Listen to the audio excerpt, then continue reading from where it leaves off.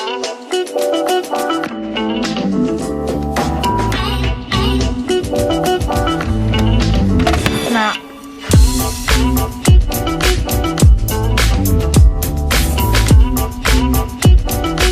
guys, so in today's video I thought I'd do something a little bit different. Around about this time last year I filmed a haul video of all the things that I bought ready for my first year at university. Now I never actually did anything with this footage, but I still have it kicking around on my computer, so I thought it'd be fun, seeing as I'm now at the end of my first year, to sit down and react to it and tell you guys exactly what you probably should bring and the things that you really just don't need to bring to university. Hi guys, so I am back. First of all, I forgot quite how much I bought. You probably don't need to buy this much stuff, but I was obsessed with like the idea of decorating my room. I got this. It's a single bed like blanket.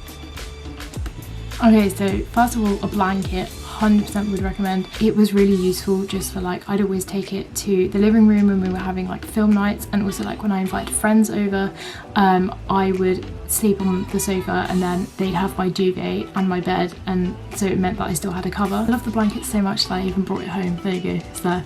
I used it for a movie night yesterday. This is my bedding for the next 2 years. I've got 2 pillowcases and just the 1 duvet. Okay, so bedding is an obvious one. Obviously you need like bedding covers.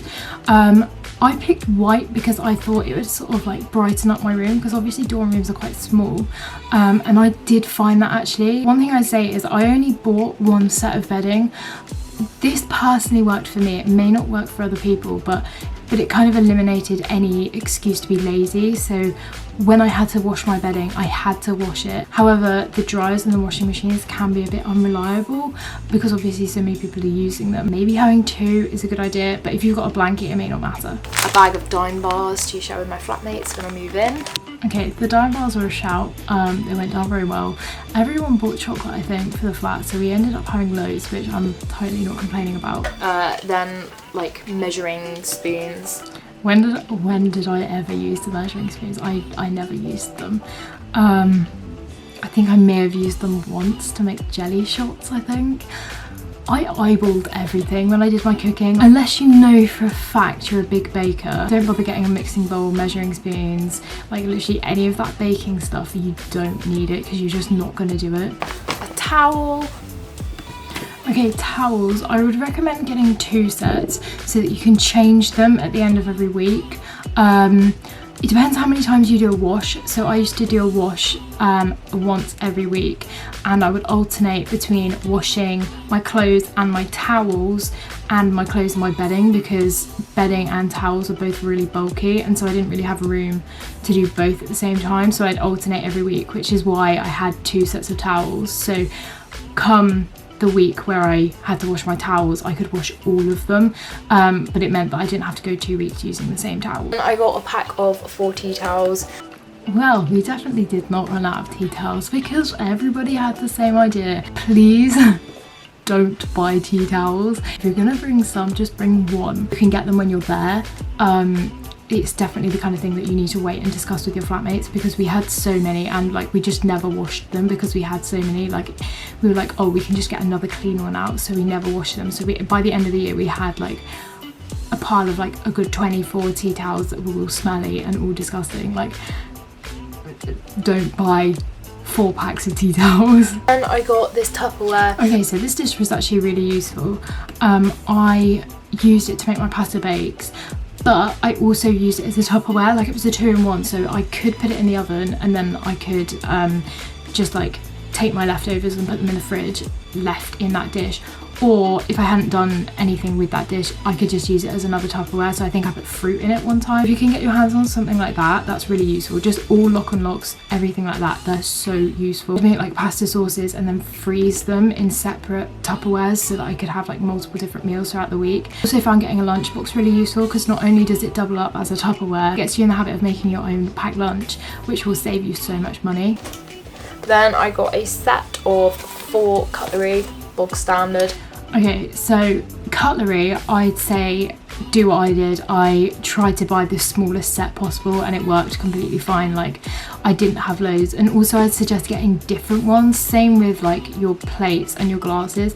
Try and get ones that stand out, because there were a lot of the same sets of cutlery, a lot of the same sets of plates in my flat, and everyone was really confused as to whose was whose. And while it doesn't really matter, it's just nice for like when you move out knowing like which bits are actually yours. Teaspoons, you don't need them. I literally for everything just used a normal spoon. Like making myself a hot chocolate, I'd just stick in the normal spoon and like mix it around. Like, you don't need a separate set of spoons. As well, all my teaspoons have gone missing. I don't know where they are. They were that thing in the flat where everyone brought them and nobody can find them at the end of the year. Like, it's bizarre. Yeah, I got a bread knife, a fat knife and a thin knife. You don't need a bread knife. If you like getting bread from the bakery, then maybe I suggest getting a bread knife, but I always used to buy like the pre-made sliced loaves, so I never had a need for a bread knife at all. Glasses and mugs are really important. I had about, I think, 4 or 5 glasses and mugs in total, which was really useful because it meant that I could have one in my room, one in the kitchen. It was also useful for pre-drinks before we went out clubbing, so like when we invited friends over, we could like lend them a glass. Same for if I had friends come up to stay with me, I could lend them glasses. And finally, a laundry bag. This wash bag was so good. It fit a whole week's worth of laundry in it. And like a full one was a complete full load. It's also quite small, so it fit at the end of my bed perfectly. So in terms of my video and what I bought, I did end up buying a couple more things throughout the year that I didn't show. So I suggest discussing with your flat who's going to bring a kettle and who's going to bring a toaster, or you may want to chip in together. Clothes hangers obviously is a necessity. However, I would say bring more than you think you need, because you're probably going to end up buying clothes while you're at uni, and they're also useful for like drying things. So some items of clothing that I didn't want to tumble dry, I would hang up in my shower on a clothes hanger. I also got a measuring jug, so useful. I used to make my pot noodles in there. I used to do baked beans in there. I think I even used it as a cereal bowl once when I had forgotten to wash up my bowl. Like, they're so useful, and they're so useful for cooking in as well as actually measuring stuff in. Then a couple more things that you don't really need. I got a cheese slice. The one I bought was awful. And I actually just found using a knife was so much easier, and like it's one less thing in the drawer, so it may not be something that you immediately think of, but you don't really need to bring a cheese slice. So I don't really need coasters. We did have coasters and nobody ever used them, so they just ended up cluttering up the workspace. Heat protective mats as well, we had one, and again it was just there for like decoration, nobody really used it. We tended to keep stuff just on the hobs, like hot pans we put in the hobs, or straight away we put them in the sink to cool down. Then finally, a doorstop. Now, every man and his dog told me to bring a doorstop. Like when I was on YouTube looking at like essentials to bring to university, the number one thing was a doorstop, and everyone was saying put a doorstop down and keep your door open on move-in day so that people can like come into your rooms and talk to you. I don't recommend this because from my accommodation at least, my door was a fire door, and I think that is the case for most accommodations. And fire doors are meant to be kept shut, and they're also weighted, so no doorstop in the world is going to keep that open. I could have definitely used one of these videos before I bought all the stuff that I did ready for university.